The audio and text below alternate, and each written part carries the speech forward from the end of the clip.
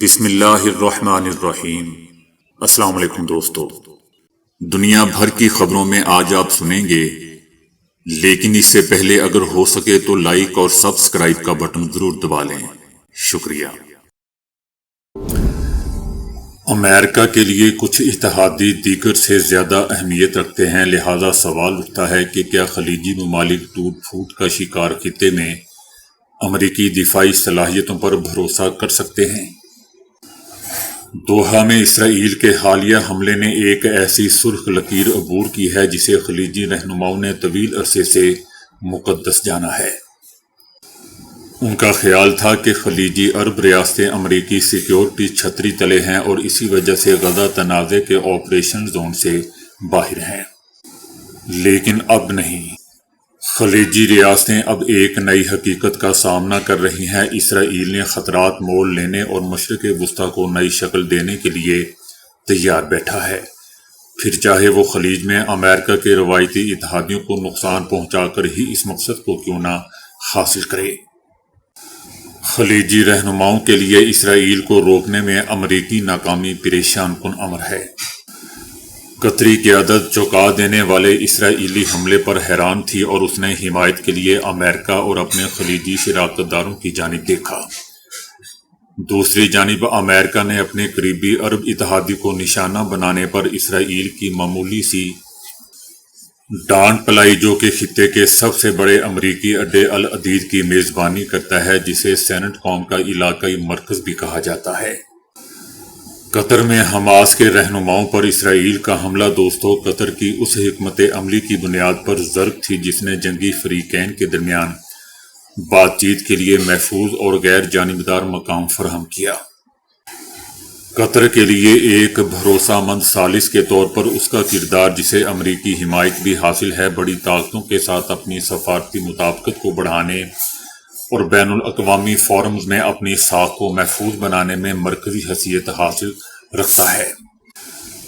قطر کا یہ کردار محض علامتی نہیں، یہ قطر کی اپنی جغرافیائی کمزوری کو متوازی کرنے اور اسے ایک ایسے خطے میں بااثر بنانے کا موقع فراہم کرتا ہے جہاں سعودی عربیہ اور متحدہ عرب امارات جیسے بڑے ہمسایوں کا عموماً غلبہ ہے۔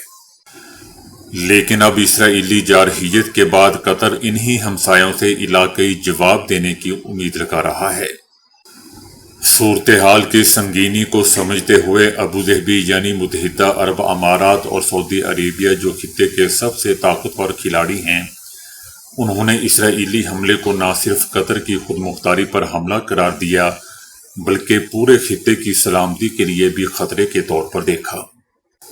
خلیج تعاون کونسل میں ہے کہ کسی بھی رکن پر حملہ تمام اراکین پر حملہ تصور کیا جائے گا اور کسی ایک کو لاحق کوئی خطرہ سب کے لیے خطرہ ہوگا۔ اصل چیلنج دوستو اب یہ جاننا ہے کہ امریکہ کے ساتھ اپنے سیکیورٹی تعلقات کو نقصان پہنچائے بغیر اسرائیل کا قطر پر حملے کا جواب خلیج تعاون کونسل کس خطرے کے طور پر دیتا ہے۔ اس مرحلے پر دوستو صرف حمایت کا اظہار کرنا یا مذمتی بیانات جاری کرنا کافی نہیں ہے۔ اسرائیل صرف بیانات سے باز نہیں آئے گا، کیونکہ وہ جانتا ہے کہ سعودی عربیہ اور متحدہ عرب امارات کس حد تک امریکہ کے سیکیورٹی ڈھانچے پر انحصار کر رہے ہیں۔ حمایت کا اظہار کرنے کے باوجود متحدہ عرب امارات اور سعودی عربیہ کے قطر کے ساتھ ماضی قریب میں کشیدہ تعلقات بھی ممالک کے رد عمل پر اثر انداز ہو سکتے ہیں۔ سب سے بڑا چیلنج تو قطر کے لیے اب یہ ہے کہ جسے اب اپنی سلامتی کو دوبارہ ترتیب دینا ہوگا اور ایک قابل اعتماد ثالث کے طور پر اپنی ساکھ کو بھی بحال کرنا ہوگا۔ صرف چند دنوں میں دوستہ قطر دوحہ اس تنازع کے ثالث سے شکار میں تبدیل ہو چکا ہے۔ افغان تنازع کو ختم کرنے میں امریکہ اور طالبان کے درمیان ثالثی کرنے کے اپنے تجربے کی بنیاد پر دوحہ کا خیال تھا، یعنی قطر کا خیال تھا کہ اسرائیل اس ثالث پر حملہ نہیں کرے گا جو حماس، اسرائیل اور امریکہ کے درمیان واحد رابطہ ہے۔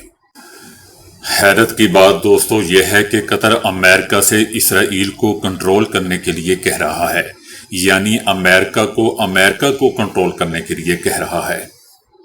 یہ اس دور کی بدترین غلامی ہے۔ قطر کے لیے اب امریکہ کی جانب سے فراہم کردہ سلامتی ضمانتوں کے علاوہ کوئی حل موجود نہیں ہے۔ چینی اور روس سے سیکیورٹی خدمات لینا ناممکن ہے اور نہ ہی قطر اس کی خواہش رکھتا ہے۔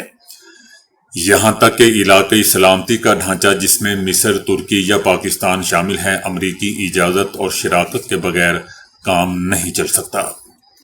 سب سے اہم بات دوستو یہ ہے کہ امریکہ کا حفاظتی حصار کبھی بھی خلیجی ممالک کو امریکہ کے سب سے اہم اتحادی یعنی اسرائیل کے حملے سے تحفظ فراہم کرنے کے لیے نہیں بنایا گیا تھا، چونکہ اب یہ واضح ہو چکا ہے کہ اس لیے کہ خلیجی ممالک کو ہم آہنگ ہونے کے لیے دوستو امریکی نظام سے باہر اپنا دفاع بنانے اور علاقائی شراکت داروں کے ساتھ مل کر کام کرنے کی ضرورت ہے۔ وہ حفاظتی شیلڈ بنانے کے لیے ان یورپی اور ایشیائی سپلائر سے ابتدائی وارننگ سسٹم اور میزائل دفاعی نظام استعمال لے سکتے ہیں جو جزوی طور پر آزادانہ کام کرتے ہیں۔ اگر امریکہ دوستو امن مذاکرات کے دوران بھی ایک اتحادی کو دوسرے اتحادی پر حملہ کرنے سے نہیں روک سکتا تو خطے میں اس کے سیکیورٹی انتظامات قابل اعتبار ناقابل بھروسہ ہیں۔ اب مشرق وسطیٰ میں دوستو 2 بلاک بننے جا رہے ہیں، ایک ایرانی بلاک ہوگا اور ایک اسرائیلی۔ فیوچر میں ہم دیکھیں گے کہ کون کس کی طرف جاتا ہے۔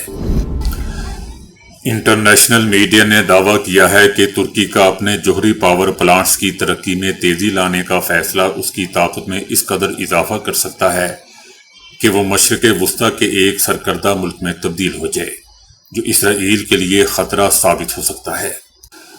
دوستو یاد رہے کہ ترکی اس وقت جنوبی صوبے مرسین میں ایک پاور پلانٹ کے منصوبے کو آگے بڑھا رہا ہے، جو ترکی کا پہلا جوہری پاور پلانٹ ہے، جو روسی کمپنی روس اٹوم کے تعاون سے تیار کیا جا رہا ہے۔ اسرائیل اور ترکی کے درمیان کشیدگی قطر پر اسرائیل کے حملے کے بعد مزید بڑھ چکی ہے۔ دوسری جانب صہیونی وزیر اعظم نیتن یاہو نے حماس کے عہدیداروں کو پناہ دینے والے تمام ممالک کو دھمکی دی ہے کہ یا تو انہیں بے دخل کر دیں یا انہیں انصاف کے کٹہنے میں لائیں، یا یہ کام ہم خود کریں گے۔ نیتن یاہو نے ترک صدر رجب طیب اردوان کو بھی فون کیا ہے۔ تجزیہ کاروں کا کہنا ہے کہ دیکھنا یہ ہے کہ ترکی اسرائیل کے متنازع بیان پر کیا جواب دے گا۔ اپنی سیولین جوہری کوششوں کے علاوہ یہ بھی دوستو واضح ہے کہ ترکی خود اس وقت جوہری ہتھیاروں کا حامل ملک نہیں ہے اور 1980 سے جوہری عدم پھیلاؤ کے معاہدے NPT پر دستخط کرنے والے ممالک میں شامل ہے۔ اگر ترکی کے پاس کوئی ہتھیار ہے بھی صحیح تو یہ نیٹو کی پالیسی کے حصے کے طور پر موجود ہے۔ یہ ہتھیار مکمل امریکی کنٹرول میں رہتے ہیں اور ترکی ان کے استعمال میں آزاد نہیں۔ بھارتی وزیر اعظم نریندر مودی پہلگام حملے کی انٹیلیجنس ناکامی اور آپریشن سندور کی پسپائی کو کھوکھلے دعووں سے چھپانے میں مصروف ہے۔ انتہا پسند جماعت کی کٹ پتلی بھارتی مودی سرکار جعلی فتح کی جھوٹی تشہیر کے ذریعے بھارتی عوام کو گمراہ کرنے میں مصروف ہے، جبکہ فوجی طاقت کا کھوکھلا بیانیہ مودی کی سیاسی ہوس اور خطے میں انتشار پھیلانے کی ایک سوچی سمجھی سازش ہے۔ مودی کی جعلی فتح کا بیانیہ دراصل بھارتی فوج کی بے عزتی اور کمزوری کا واضح اعتراف ہے۔ نریندر مودی نے دعویٰ کیا ہے کہ آپریشن سندور میں ملک بھر نے بھارتی فوج پر فخر کیا ہے اور میڈ ان انڈیا ہتھیاروں نے اہم کردار ادا کیا ہے۔ حقیقت دوستو یہ ہے کہ مودی بھارتی جنگی صلاحیت کی کمزوری چھپانے کے لیے میڈ ان انڈیا کے ہتھیاروں کے جھوٹے داموں تک محدود ہے۔ مودی سرکار آپریشن سندور میں ہونے والے نقصانات سے عوام کو آگاہ کرنے کی بجائے جھوٹ اور پروپیگنڈا پھیلانے میں مصروف ہے۔ مودی نے فوجی ناکامی کو اپنی سیاست کا ہتھیار، جھوٹی تشہیر اور انتخابی مہم کا ایندھن بنا ڈالا ہے۔ آپریشن سندور کی ناکامیوں نے بھارتی عسکری طاقت کے تمام دوستوں کھوکھلے دعووں کو دنیا کے سامنے آشکار کر دیا ہے۔ مارکہ حق میں پاکستانی افواج کی تاریخی فتح نے بھارت کی عسکری برتری کا غرور خاک میں ملا دیا ہے۔ ایران نے مسلمان ممالک سے اسرائیل کے خلاف ایک مشترکہ آپریشن روم قائم کرنے کی درخواست کی ہے تاکہ عملی اقدامات کے ذریعے اسرائیل کی جنونی حکومت کا مقابلہ کیا جا سکے۔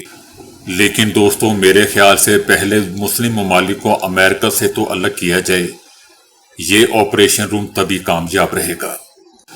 مسلمان ممالک پوری طرح امریکہ سے الگ ہوں، پھر ایسی باتیں کریں، جبکہ میری نظر میں ابھی تک دور دور تک ایسے کوئی آثار نظر نہیں آتے۔ ایران کا کہنا ہے کہ مسلمانوں کو کم از کم اپنے دفاع کے لیے ایک مؤثر فیصلہ کرنا چاہیے، ورنہ اسرائیل کی حکومت نہ صرف فلسطین کے عوام بلکہ پورے خطے کے امن کو خطرے میں ڈال دے گی۔ اگر ایسا ہوتا ہے تو یہ ایک مثبت قدم ہوگا جس سے نہ صرف فلسطینی عوام کے لیے کچھ کیا جا سکے گا، بلکہ اس سے مسلمان ممالک اپنی خود مختاری اور سلامتی کی حفاظت کے لیے بھی ایک مؤثر حکمت عملی ملے گی۔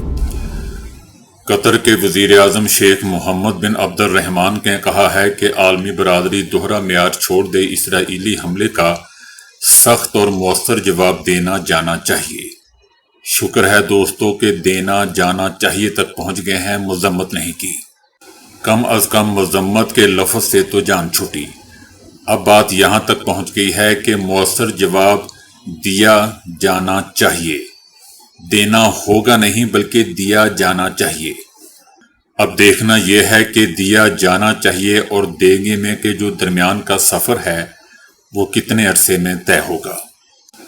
بہرحال دیا جانا چاہیے کے بعد قطر کے وزیر اعظم شیخ محمد عبد الرحمان کا کہنا تھا کہ عرب ممالک نے قطر میں اسرائیل کے وحشیانہ حملے کی مذمت کی ہے اور قطر کی خود مختاری کے تحفظ کے لیے کیے جانے والے قانونی اقدامات کی حمایت کی ہے۔ دوستو، میرے خیال سے یہ لطیفہ ایسے ہی چلے گا، مذمت کی ہے، کیا جانا چاہیے، کریں گے نہیں، یا جس طرح ایران نے کیا۔ ایران فوراً سے پہلے جواب دیتا ہے اور فیوچر میں بھی دے گا، اور یہ لوگ دیا جانا چاہیے میں لگیں گے یا مذمت کریں میں یا مذمت کر رہے ہیں اسی میں لگے رہیں گے۔ بہرحال قطری وزیر اعظم کا کہنا تھا کہ اسرائیل فلسطینیوں کو جبری بے دخل کرنے کے مقصد میں کامیاب نہیں ہوگا۔ اگر وہ کرنے کی کوشش کرے گا تو آپ اس کا کیا بگاڑ لیں گے؟ پہلی تو بات دوستو یہ ہے، یہ جو مذمت کرنے والے ہیں یہ کیا بگاڑ سکتے ہیں؟ کھوکھلے ان کے صرف نعرے ہیں اپنی عوام کو بیوقوف بنانے کے لیے۔ کرنے والے کر جاتے ہیں، جس طرح ایران نے اسرائیل کے خلاف کیا اور پاکستان نے بھارت کے خلاف۔ پاکستان بھی کہہ سکتا تھا کہ ہم بھارت کے حملے کی مذمت کرتے ہیں۔ دوستو، یہ مذمتی لفظ صرف خلیجی ممالک عرب ریاستوں میں ہی پایا جاتا ہے۔ ابھی اسرائیل نے کسی کے اوپر حملہ کیا نہیں ہوتا تو ان کا مذمت پہلے ہی ایک دن پہلے آ جاتا ہے۔ ان کے سب بیان ریکارڈڈ شدہ ہوتے ہیں، پہلے سے طے شدہ ہوتے ہیں۔ غلام بنے ہیں امریکہ کے اور اسرائیل کے، اور ایسے ہی رہیں گے یہ۔ ان سب کو ایران کی طرف دیکھنا چاہیے جس نے اسرائیل کو نچوڑ کے رکھ دیا تھا۔ قطر کے وزیر اعظم صاحب کا کہنا تھا کہ اسرائیلی اقدامات غزہ جنگ بندی کے لیے ہماری ثالثی کوششوں کو نہیں روک سکتے۔ آپ سب ڈھیٹ لوگ ہیں، مار کھاتے رہیں لیکن اسرائیل کے سامنے چوں تک نہ کریں۔ یہ کیا بات ہوئی کہ ہماری ثالثی کی کوششوں کو نہیں روک سکتے؟ جو اس نے پہلا حملہ کیا ہے پہلے اس کا تو جواب دیں، پھر اس کی بھی بات کر لیں۔ اگر وہ کوشش بھی کرے آپ کی ثالثی کی کوششوں کو روکنے کے تو آپ کیا کر لیں گے؟ یہ بھی تو بتا دیا کریں گے نا کہ ہم یہ کریں گے، اب ہمارے ساتھ یہ کیا تو ہم یہ کریں گے، کم سے کم اتنا ہی بتا دیا کریں، کرنا تو آپ نے ہے نہیں۔ آپ سے تو کئی درجے یمن ہی بہتر ہے جو کم از کم اسرائیل کے جواب میں فائر تو کر دیتا ہے۔ اسرائیلی حملوں کا جواب تو میزائلوں کی شکل میں دے دیتا ہے، اور آپ کیا کرتے ہیں جی؟ ہم مذمت کرتے ہیں، مذمت کرتے جائیں آپ۔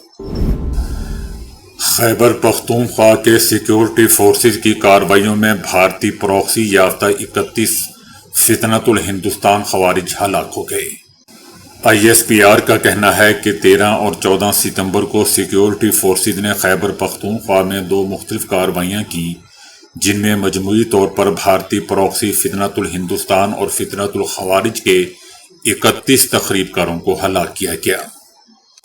ISPR کا کہنا تھا کہ کسی بھی بھارتی سرپرست خوارج کے خاتمے کے لیے آپریشن جاری ہے، ملک سے بھارتی سرپرستی میں ہونے والی تخریب کاری کی لعنت کو مکمل طور پر ختم کیا جائے گا۔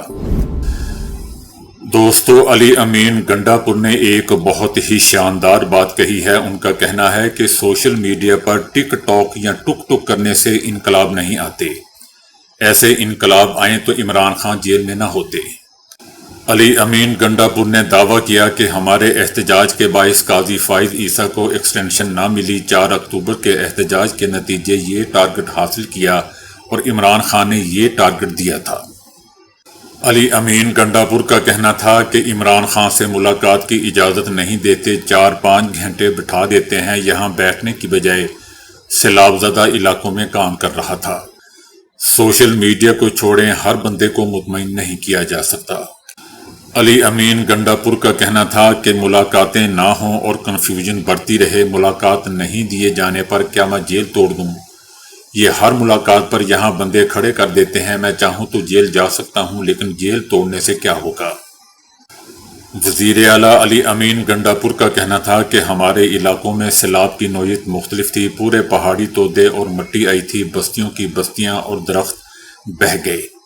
سیلاب بڑا چیلنج تھا، ہم نے کسی حد تک مینج کر لیا ہے، متاثرہ علاقے میں ابھی امدادی کام جاری ہے، ہمارے صوبے میں 400 سے زائد اموات ہو چکی ہیں۔ ان کا کہنا تھا کہ مجھے عمران خان سے اس لیے ملنے نہیں دے رہے، ان کا مقصد ہے کہ پارٹی تقسیم ہو اور اختلافات بڑھتے رہیں۔ علی امین گنڈا پور کا کہنا تھا کہ 4 اکتوبر کو عمران خان نے کہا تھا کہ سب نے آنا ہے۔ 4 اکتوبر کو پشاور سے نکلا اور 5 اکتوبر کو ٹارگٹ حاصل کر کے واپس لوٹا تھا۔ 24 سے 26 نومبر تک لڑائی لڑنا آسان نہیں تھا۔ 26 نومبر کو ہمارے لوگ گولیاں کھانے نہیں آئے تھے، حکومت نے شکست تسلیم کر کے گولیاں چلائیں۔ سوشل میڈیا کے حوالے سے علی امین گنڈا پور کا کہنا تھا کہ سوشل میڈیا پر لوگ جھوٹ پر جھوٹ بولتے ہیں۔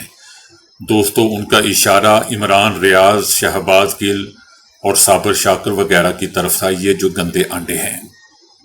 ان کا کہنا تھا کہ مجھے لوگوں نے ووٹ سوشل میڈیا پر نہیں، پولنگ بوتھ پر جا کر دیے۔ سوشل میڈیا کا کردار ہے، لیکن یہ نہیں کہہ سکتے کہ سوشل میڈیا نے ہی سب کچھ کیا۔ بغیر تحقیق کے الزامات لگانا ہماری اخلاقیات کی گراوٹ ہے۔ ان کا کہنا تھا کہ عمران، ریاض جیسے، ڈاکٹر شہباز گل یا صابر شاکر جیسے لوگ وی-لاگ اور جعلی اکاؤنٹ بنانے سے آزادی کی جنگ نہیں لڑی جاتی۔ ان ڈراموں کی وجہ سے عمران خان رہا نہیں ہو رہا۔ دوستو، کیسے ہو ان گندے آنڈوں کا تو سارا دانہ پانی ہی بند ہو جائے اگر عمران خان رہا ہو جائے۔ علی امین گنڈا پور کا کہنا تھا کہ گھوڑے ایسے نہیں دوڑائے جاتے، ایسے دھڑائے جاتے ہیں۔ اس دوران علی امین گنڈا پور نے طنزیہ انداز میں ہاتھوں کو ٹیڑھا کر کے گھوڑے دوڑانے کی ترکیب بتائی، جس پر لوگوں کے کہکے نکل آئے۔ وزیر اعلیٰ کا کہنا تھا کہ انقلاب گھر بیٹھ کر عمران، ریاض کی طرح انگلیاں چلانے سے نہیں آتے، لوگوں کو نکال کر حکومت کو چیلنج کرتا ہوں کہ میرے اپنے لوگ کہتے ہیں کہ علی امین گنڈا پور ملا ہوا ہے، پارٹی کے اندر ایک تناؤ ہے، گروپ بندیاں چل رہی ہیں۔ یہ گروپ بندیاں کس نے کی؟ میں نے نہیں بنائی، لہٰذا میری گزارش ہے کہ گروپ بندیوں کا حصہ نہ بنے۔ ان سوشل میڈیا کے لونڈے لپاڑے گندے آنڈوں سے دور رہیں، ان سے بچیں۔ علی امین گنڈا پور کا کہنا تھا کہ سوشل میڈیا پر ٹک ٹک کرنے سے انقلاب نہیں آتے۔ دوستو، یہ واضح اشارہ ان کا صابر شاکر یا عمران، ریاض اور ڈاکٹر شہباز گل کی طرف تھا۔ یہ سب سے بڑے گندے آنڈے تو یہی ہیں۔ ان کا کہنا تھا کہ سوشل میڈیا پر ٹک ٹک کرنے سے انقلاب آتے ہوتے تو عمران خان جیل میں نہ ہوتے۔ تو دوستو، ابھی کے لیے اتنا ہی۔ ویڈیو کو لائک اور شیئر کرنے کا بہت بہت شکریہ۔